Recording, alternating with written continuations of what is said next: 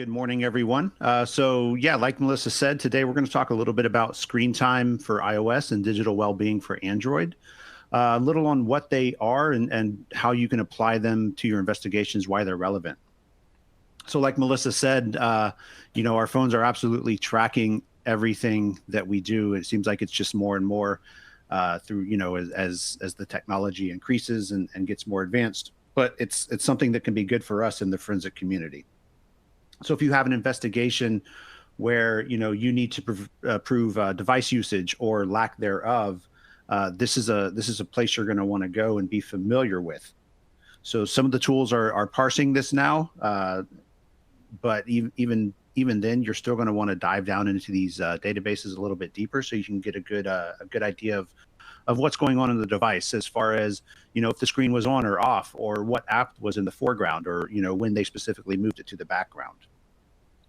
So it's designed, both of these are really designed for the user, right, to be more aware of their device usage and even have some sort of control over it, I only want to be on my phone for 5 hours a day.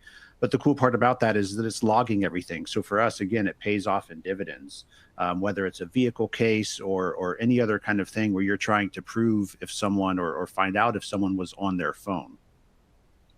So with that, we're going to start with Ronan Engler, who's going to talk about screen time for iOS. So I'm going to turn it over to Ronan. Hey, thanks, Matt. Hi, everybody. Thanks for joining. I'm going to share my screen in a few minutes, but I'm going to start by talking a little bit about the screen time. So Apple introduced it in iOS 12. And as Matt said, that the idea came to help you understand how you're utilizing the screens. So basically across multiple devices. So your iPhone, your iPad, and you can actually tell what you're doing on the device, how much time you're spending on it. And then since then, they took it to a different level where they show you better statistics. They try to aggregate the data to show you some stuff. I'm going to show some example and explain how we can show you that information.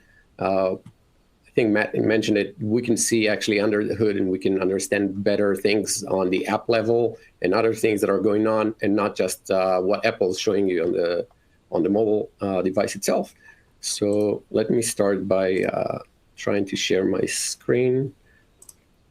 Hopefully it's coming up in a few seconds. So I have an extraction I did on a test device here. Hopefully you can see the summary screen, and we get the data is being analyzed into a couple different places. The first place is that I'm going to talk about is the under application, analyze data application, and aggregated application usage. So when you go there, you can see multiple entries. Some of them are coming from other sources. However, some of them are coming from, and I'll scroll to the right, you could actually see the source. And it's coming from the RM admin store here. And you can see that database includes data about the identifier, which is the app that we're using, the active time, so how long you've been active on that specific app. And something interesting here is that you can see there's a start and end time. The reason is because the data that is being stored doesn't tell us exactly when it was used, but it gives us like a time frame. Let's open up the database so we can see better what that thing looks like inside. So that database has a lot of tables with a lot of information. Hopefully you can see that, and it's not too small. You can enlarge your screen. By the way, that function, in order to be available, the user needs to enable that in the settings. So you need to, whoever's using that phone needs to turn on the screen time under the settings. We did a lot of, I think Felix from the R&D did a lot of work researching that, and I'll post his blog in a few minutes so you can read the rest, but a lot of cross-referencing the data between the different tables that we have. We do see a lot of application and their usage. I can show you that there are multiple tables, including the information about the device, information about the user.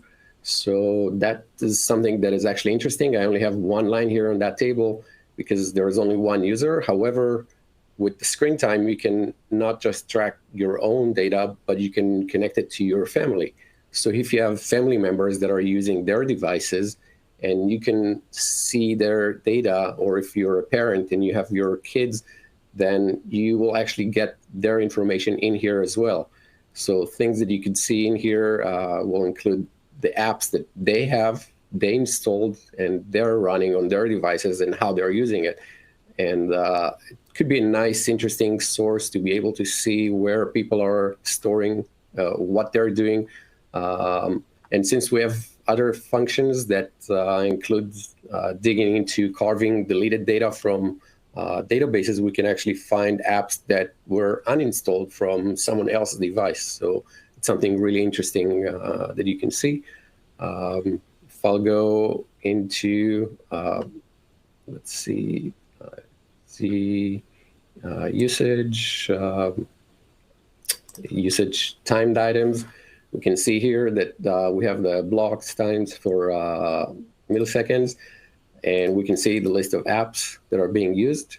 I hope you can see there's a one column says the Z domain. That actually is something interesting that we found, that they may store some domain names. So if you're browsing your web browser, you might go to some website. Well, it's not tracking the website itself, but just the domain. So if you go into the analyze data, I'll expand that, scroll down under the search and web history, we added a category called Screentime. You can see different domains that were used to browse on that specific device. So there are multiple things that we can recover from these databases, and hopefully this is something that can help an investigation, can see where, when things happen, and there are a lot of time frames. And with that, I think we're going to answer questions towards the end, but Paul, I'm going to hand it to you to start talking about the Android part of it, which is somewhat parallel. Awesome. Thanks, Ronan. I think that was very informative, and I think there's a huge part and a huge kind of learning curve as part of this to understand how else to kind of start looking at investigation and looking at artifacts that are more than just your regular browsing history. Because like even from my own personal experience doing child exploitation investigations, how damning can it be to be able to show like he spent X amount of time on this website, which is very well known for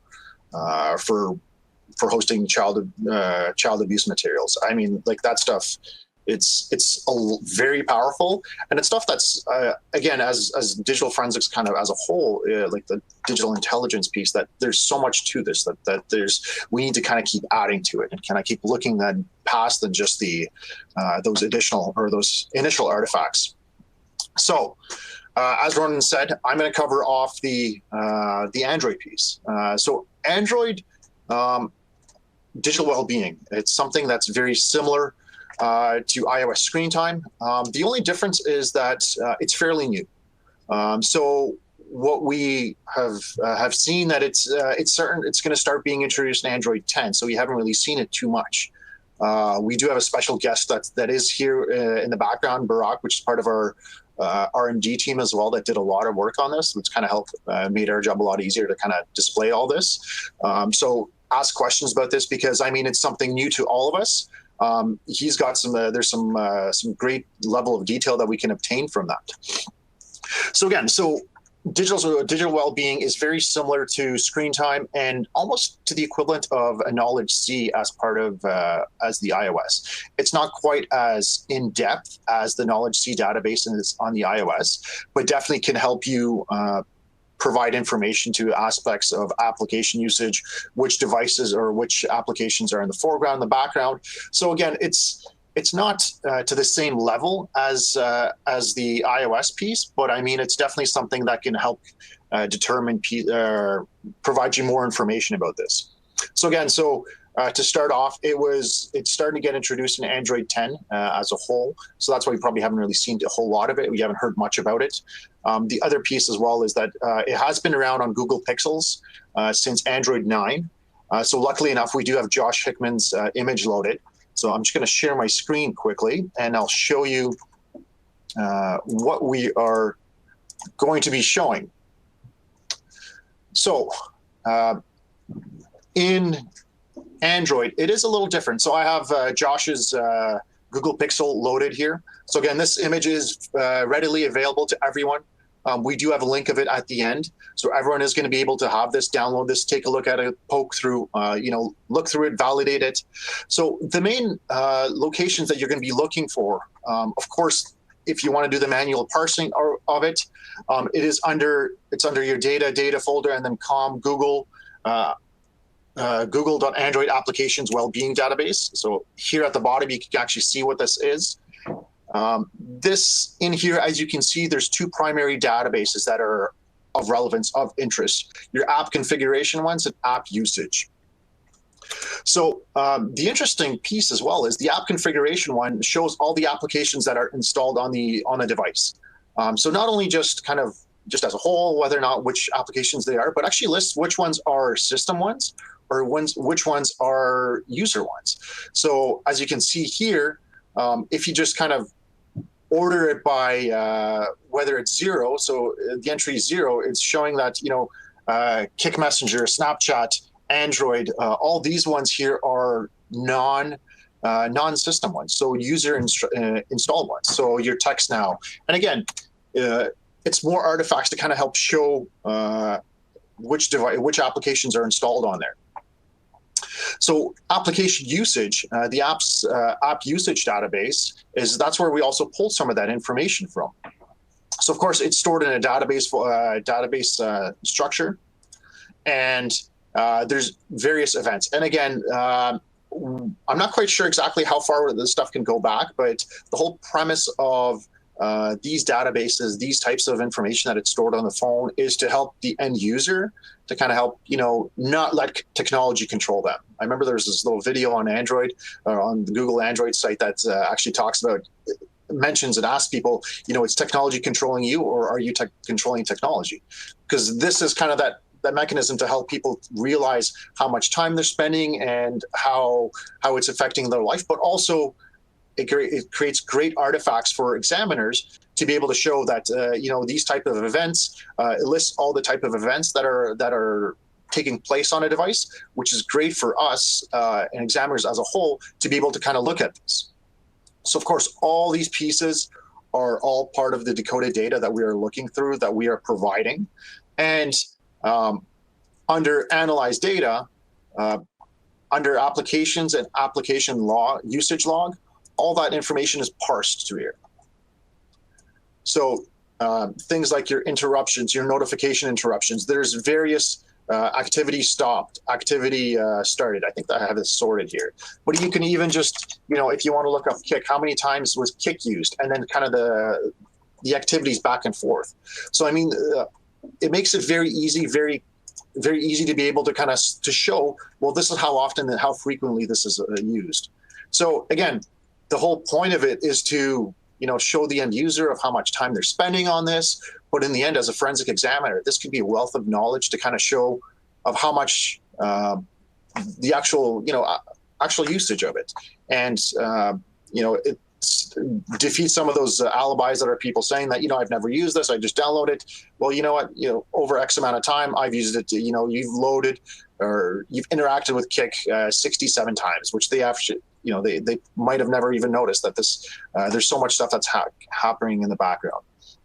So again, it's just to kind of add parts to your examinations, additional stuff to look at. Of course, we do this for you. This stuff is always in research as well, so there's more parts to it. I'm going to stop sharing my screen. Heather's going to take over, and she's going to kind of talk about what else we can kind of do as part of that. Thank you, Paul. I have one slide before I kind of go live and show you some things. So validation, that's something that I always preach about, talk about. It definitely matters. So I'm going to show you ways that I like to validate both Android Wellbeing and iOS Screentime. The first thing I usually do is I will start in PA and I'll search through the results, and I will just filter it down to what I expect is going on. And then I follow the source, which I saw some people were asking in the chat about the file path. So I'll show you what that looks like. And then I just let that drive me through my investigation. So I'm going to share my screen, and I want to show all of you a few things here. So as soon as this pops up, here I have Josh's checkmate extraction loaded. And hang on, I have to click share. That would actually be helpful. But I'm going to show you Josh's checkmate extraction. Paul was just showing his Android extraction. And so I'm going to go a little bit back and forth, but I just want to kind of show you my methodologies on what things will look like. So my screen should be coming up here in a moment, and you'll see that I have inside of Physical Analyzer, I did exactly what Ronan had done, and I sorted by the source file. So I'm at the RMA or RM admin store. I always want to call it RMA. And this is the Screentime. And then when you find something of interest, so let's say Wicker is of interest, and you want to validate, is it correct? Is the tool getting everything? I will often, as Ronan and Paul both did, go to the database and take a look around. So let's say you go to the database, which they've already done, and you're like, now what? So this is where I'm going to turn to Alexis's tools. So I created a directory called Briggs on my desktop where I have iLeap and ALeap. So the first one I'm going to run is iLeap, and I'm just going to, I ran it last night and this morning to make it faster. So it's ready and processed since we have a short period of time. But what I did here is I deselected everything, and I was very specific on what I wanted to get. So instead of waiting for it to parse everything, which it's pretty quick to begin with, I went down and I said just Screentime. I pointed it to my tar archive and parsed it, and I'll show you what that looks like. And then I did the exact same thing with ALeap. So for iLeap, if we care about Wicker, I can just search for, and spell it right would be helpful. I can search for Wicker in the top right. It's going to show me over here. You can do generic by hour, counted items, timed items, and then also make sure you're showing all your entries. I usually change this to all so you can actually see. And then you can actually add up all the time that Physical Analyzer had shown you, and it should be about the 15 minutes or whatever. I'm terrible at simple math, so I'm not going to do that live on a webinar for you. But let's say you wanted to do the exact same thing. Paul, you were just talking about Kick, I believe, right? So if I go out and I change directories into ALeap.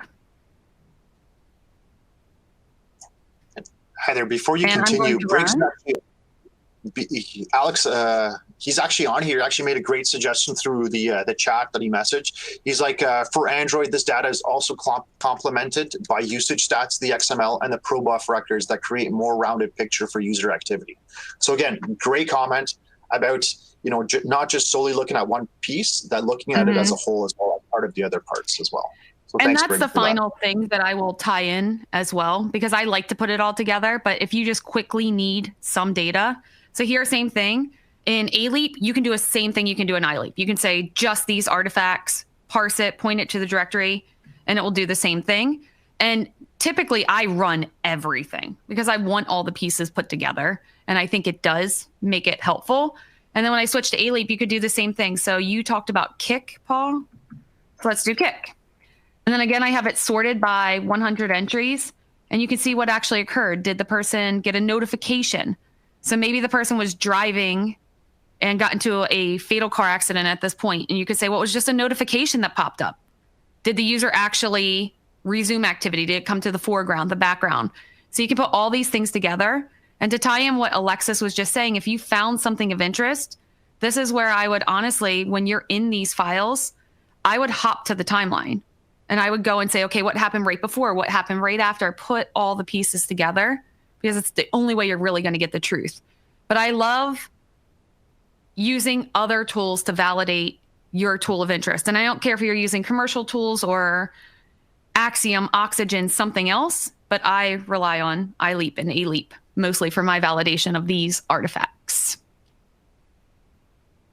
And they're fantastic. And thank you to Yogesh and Alexis for sharing or helping last night when I had issues installing. So if you have installing issues as well, please feel free to reach out to them because fantastic support.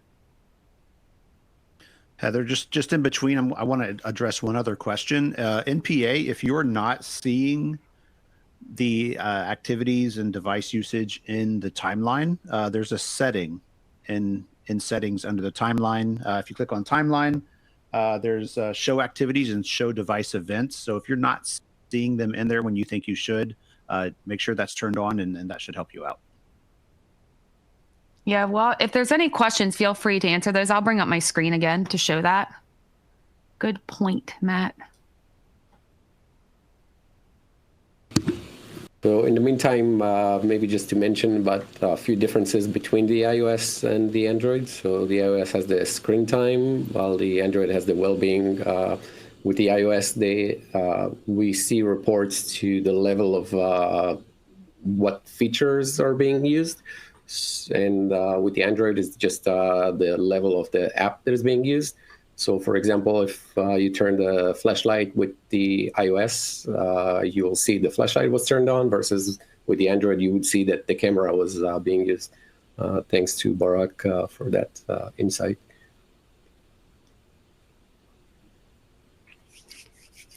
And the settings should pop there so you can see what Matt was just talking about. And how I got to this was right here in timeline settings when you switch to the timeline icon.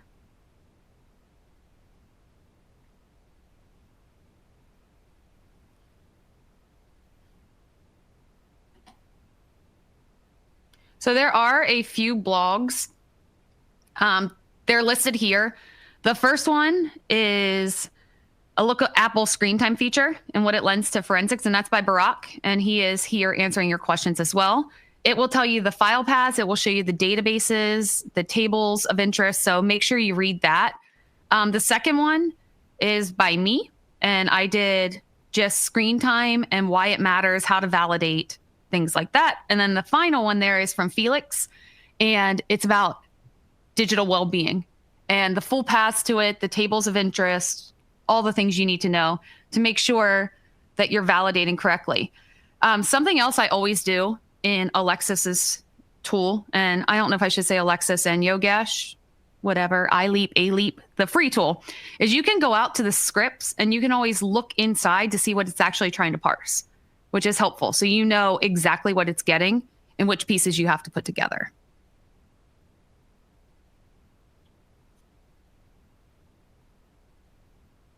Are there any questions? Anything else you need to see?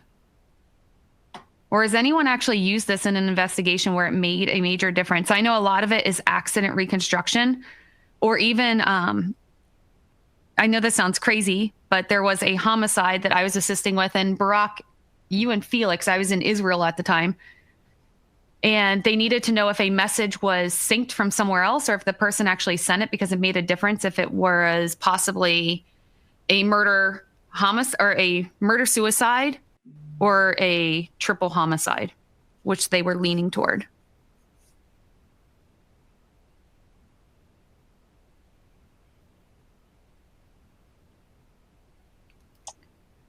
It's nice and quiet. It is. Heather, I know that we've shared in the past iLeap and ALeap, the tools as well, the links to them as well.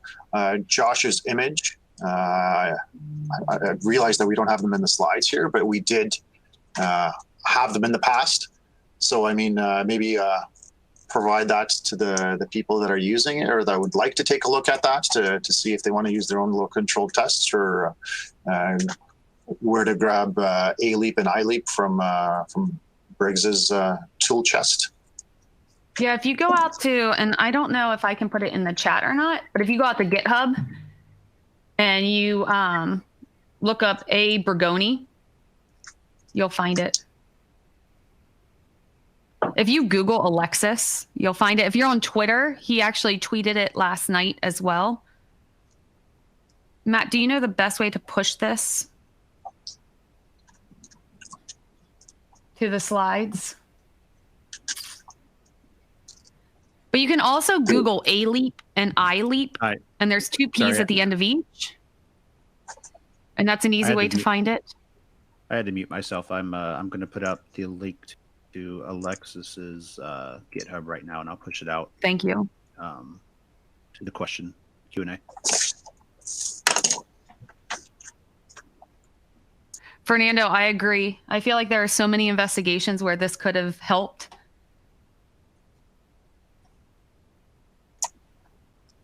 I think kind of. And Josh, I know you're on here as well. So Josh, thank you for your images as always. I think this kind of speaks to kind of the forensics as a whole as well, kind of the evolution, the community teaching itself, each other about these artifacts that, you know, that it's unrealistic that every one vendor, one company knows everything, because it's not possible. Like, let's be real here, with the amount of stuff that's changing constantly, all these things that are coming across, I think it's just more and more that, you know, we're going to learn about this as well.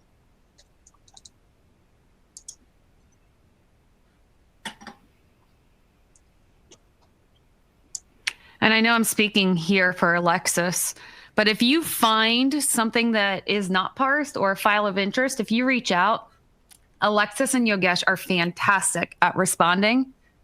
But this is one of the things that you and DFIR can also contribute back by pointing out things that could possibly be missed. And also, don't feel bad if you think you found a bug. Yesterday when I reached out, I was 100% sure it was me and how I was installing it. And it actually was. I was installing too many things. Just ask. The support is amazing.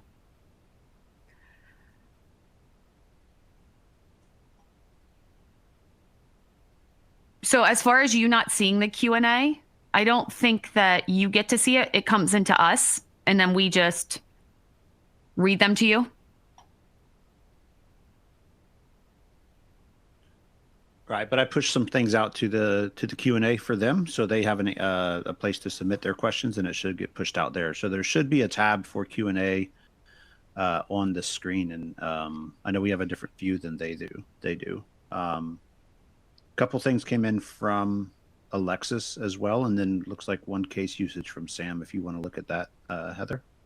Yeah, I just see that. So thank you for this feedback. It's saying the application usage information was important in a recent homicide investigation, as it showed when the suspect was using a GPS tracking application, and we were able to determine when he was following the victim from that. That's awesome.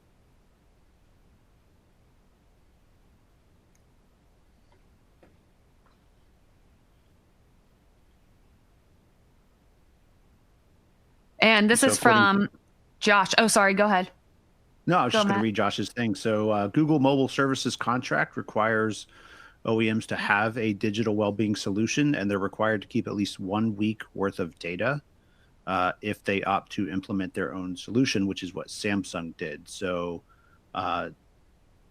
fantastic information. Thank you, Josh, but also something to think about. You know, you potentially only have 1 week of data there. So, you know, time is of the essence. And I see Alexis made a comment as well. Josh did write a blog on that. So if you Google Josh Hickman, are you binary 4A, Josh, I think? Binary Hick?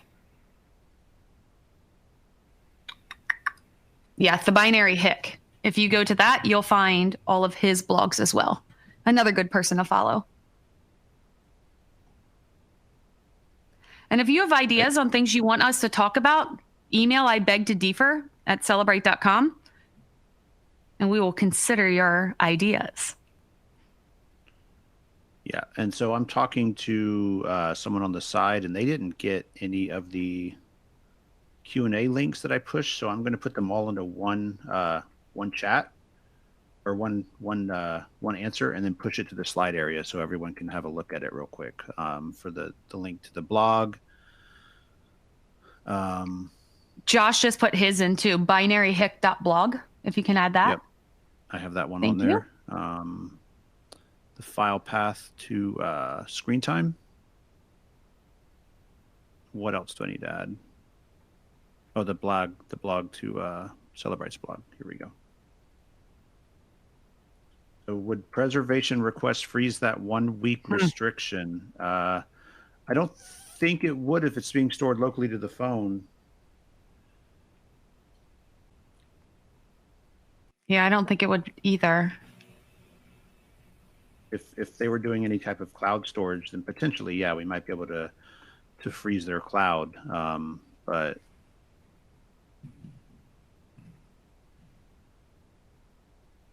yeah, guys, I'm having to copy and paste the paths out of our side chat window, so it's just taking just a second, and I will push them out. So if you guys can give me like 30 seconds or less, maybe Heather or Paul can tell a story or something.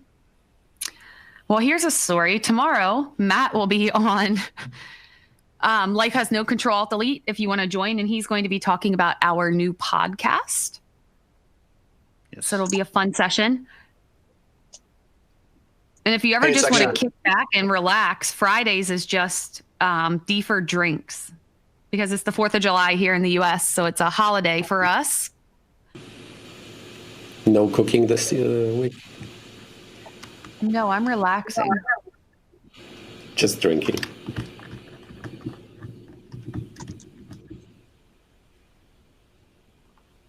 It is Canada Day for us tomorrow.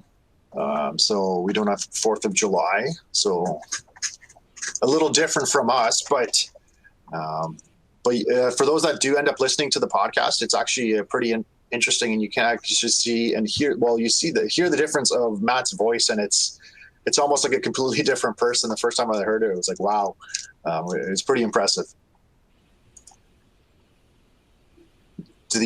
There's a question that came in from Tom. Do the extraction types matter in the Android newer phones to parse the well-being data? I will say, I'll maybe let Barack chime in on this, but I'll say that this probably data only comes out as part of a physical extraction or full file system extraction. That realistically in a logical extraction, you're probably not going to see that level of detailed access to it for a file system. So I'll bear on the side of caution to say that it is for either physical or full file system extraction. All right, I'm almost there, guys. I apologize. Apparently, it pushes the question and not the answers to the slide area. So, let's see, inbox. Let me push this one out, and you guys should get the links now. Yep. Okay. So number one there is that is the file path to the formatting's not great, but that first data com.google.android.apps, so on and so forth, is the file path for Wellbeing, and then starting at private var and all the way down to where it ends in .SQLite is the file path to Screentime. The third line is Josh's blog, and that's specifically a link to the release of his Android 10 image. And then just after that is the Celebrite blog for Apple Screentime and what insights it leads to forensics. So sorry about the formatting on that, guys. I haven't pushed anything out that had that many lines in it before, but you should be able to make sense of it. And if you can't get it, if you email I beg to defer at Celebrate, we can respond with it as well. Oh, and I forgot Briggs. So I'm getting text on the side. github.com/hey and I'm gonna push that one. So everybody screenshot or copy paste whatever I just pushed. I'm going to push the second one to the slide area here. And there we go. And that is Briggs' GitHub, where you can find, among other things, ALEAP and iLeap. You can also find his usage stats and some other parsers. So it's a good little spot to go. All right. Well, thank you, everyone. We'll see you in 2 weeks. Thank you.